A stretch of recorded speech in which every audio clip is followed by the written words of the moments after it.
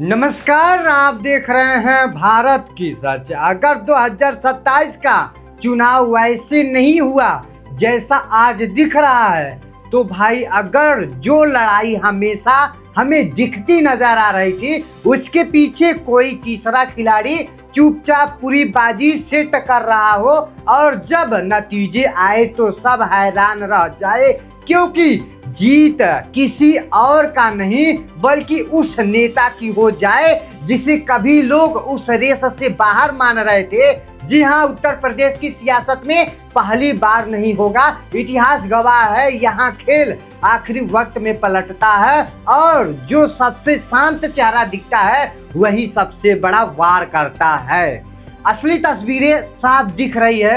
एक तरफ बीजेपी, वहीं पर दूसरी तरफ समाजवादी पार्टी और बीच में जो खाली जगह दिख रही है लोग उसे खाली समझने की गलती कर रहे हैं। लेकिन इसी बीच बहुजन समाजवादी पार्टी यानी कि बीएसपी भी है, बहन मायावती जी भी हैं। क्या सच में वो जगह खाली था जो धीरे धीरे एक मजबूत जमीनी स्तर तो तैयार कर रही है?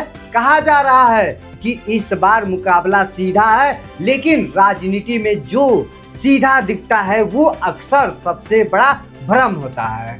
अब जरा पीछे चलते हैं। साल 2007 में जब किसी ने सोचा भी नहीं था, तब मायावती की सरकार बनी थी।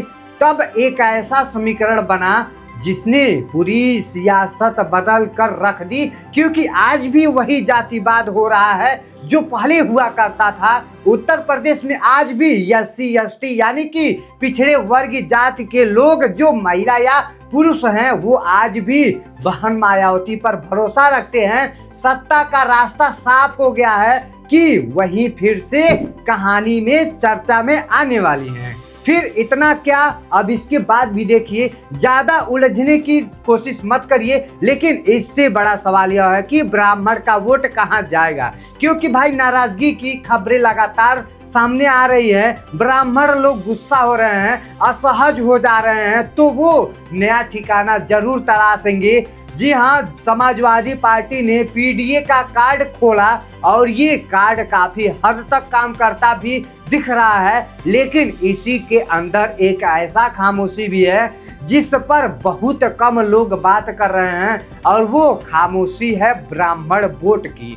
क्या वो इस समीकरण में खुद को फिट महसूस कर पाएंगे या वो सिर्फ देख कर रह जाएंगे, इंतजार कर रह जाएंगे? सही समय का यही से कहानी में एक नया मोड़ आता है। अगर बीजेपी से नाराजगी है और समाजवादी पार्टी के साथ असहजता है तो फिर भाई रास्ता क्या बचता है? वहीं पर तीसरी तरफ वो जो धीरे धीरे एक पुरानी समीकरण फिर से जिंदा होती नजर आ रही है। अब जरा इस पूरे खेल का दूसरा पहलू समझते हैं। देखिए, एनडीए के जो सहयोगी दल हैं, बाहर से सब ठीक दिखता है, लेकिन अंदर की बेचैनी अलग कहानी कह रही है। सीटों को लेकर असमंजस, अपने ही वोट ट्रांसफर को लेकर शक है, और सबसे बड़ा डर कि कहीं मैदान में उतरने के बाद अकेले ना पड़ जाएं हम, यही सोच रही है। मैं यही आपसे भरोसा दिलवाना चाहता हूँ। हथियार होता है यही,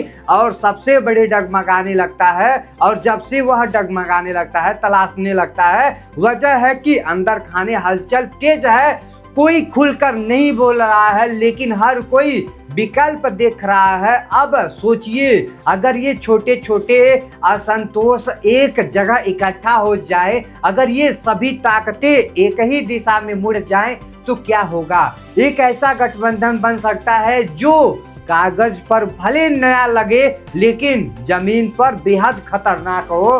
दलित, ब्राह्मण, पिछड़े वर्ग के लोग, छोटे छोटे क्षत्रिय वोट बैंक, अगर ये सब एक साथ आ जाएं तो भाई समीकरण पूरी तरीके से बदल सकता है, और यही पर वो नाम जो फिर से सामने आ सकता है, जो अभी शांत है लेकिन पूरी तरीके से खामोश नहीं है। अब तीसरी और सबसे दिलचस्प पहलू, बीजेपी, जिसकी जमीन कमजोर मानी जा रही है, लेकिन राजनीति में उसकी भूमिका कभी खत्म नहीं हुई है, क्योंकि उसके पास एक चीज है जो बाकी के पास कम है, और वो है ट्रांसफर करने लायक वोट। जी हाँ, अगर सीटों को लेकर सहमति नहीं बनती है तो रास्ते अलग हो सकते हैं, और अगर रास्ते अलग हुए तो वो किसी और के साथ खड़े होंगे। यही वो सवाल है जो इस पूरे खेल को और ज्यादा रहस्यमयी बना देती है।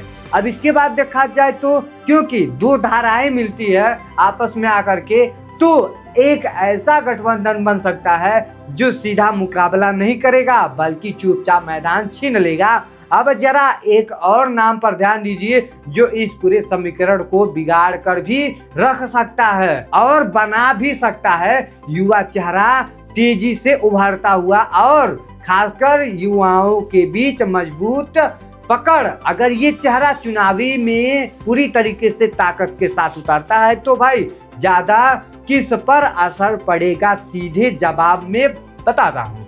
कहीं ये वोट बैंक जो पहले से ही बटा हुआ है, मतलब खेल और ज्यादा पेचीदा हो जाएगा। अब जरा पूरी तस्वीर एक एक करके देखिए। यहाँ पर एक तरफ सीधी लड़ाई तो दूसरी तरफ अंदर ही अंदर बनते बिगड़ते गठबंधन, तो तीसरी तरफ यहाँ पर देखा जाए तो उभरता हुआ चेहरा, और चौथी तरफ एक पुराना अनुभव जो सही मौके का इंतजार कर रहा है। ये सिर्फ चुनाव नहीं, ये शतरंज का खेल है जहां हर चाल का जवाब तुरंत नहीं मिलता है बल्कि सही वक्त का इंतजार करना पड़ता है। अभी जो बढ़त दिख रही है वो आखिरी नहीं है, और जो पीछे दिख रहा है वो हार नहीं है, क्योंकि उत्तर प्रदेश की राजनीति में एक नियम ऐसा भी हमेशा से रहा है जहां आखिरी फैसला भीड़ नहीं बल्कि समीकरण करता है। और अगर वो समीकरण एक बार फिर से जुड़ गए, अगर वो पुरानी सोशल इंजीनियरिंग नए रूप से सामने आ गई हो तो भाई आज संभावना लग रही है वही कल की सच्चाई बन सकती है। लोग अभी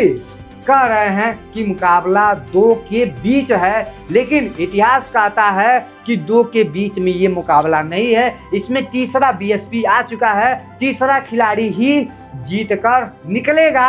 अब सवाल यह नहीं है कि कौन आगे है, सवाल यह है कि कौन सही है, कौन किस समय पे अच्छा काम किया है, कौन अच्छी से जनता की देखभाल किया है। ये नहीं है कि जिसकी सरकार है उसी की सत्ता रहेगी, भाई सत्ता जा सकती है। हर गलियारों में धीरे धीरे फुसफुसाहट बनकर घूम रहा है कि भाई इस वक्त बीजेपी की सरकार है तो बीजेपी ही प्रदेश में परचम लहराएगी। ऐसा कोई बात नहीं है भाई, बीएसपी आ सकता है, समाजवादी पार्टी आ सकता है, इसमें कोई भी आ सकता है। इसमें बीजेपी का कोई लिखा हुआ उसका संविधान का लिखावट नहीं है, इसमें कोई भी सरकार आ सकती है उत्तर प्रदेश में।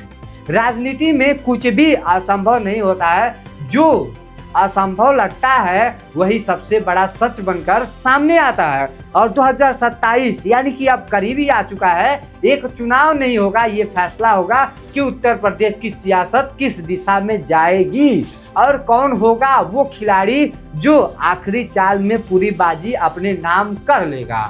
तो यहाँ पर देखा जाए तो उत्तर प्रदेश में काफी लोगों का एग्जिट पोल आ रहा है कि बीजेपी अच्छी सी वहां पर काम नहीं कर रही है। यही उन लोगों का पब्लिक का एग्जिट पोल है, क्योंकि बीजेपी शायद अब 2027 से गुड बाय टाटा टाटा हो जाएगा। अब आने वाला है बीएसपी यानी कि बहुमत समाजवादी पार्टी। तो दोस्तों इसी के साथ वीडियो को समाप्त करते हैं। तो आई होप आपको यह वीडियो अच्छा लगा होगा। तो आप कमेंट में बताइएगा किसकी सरकार आएगी 2027 में उत्तर प्रदेश में, बेझिझक कमेंट में बताइएगा।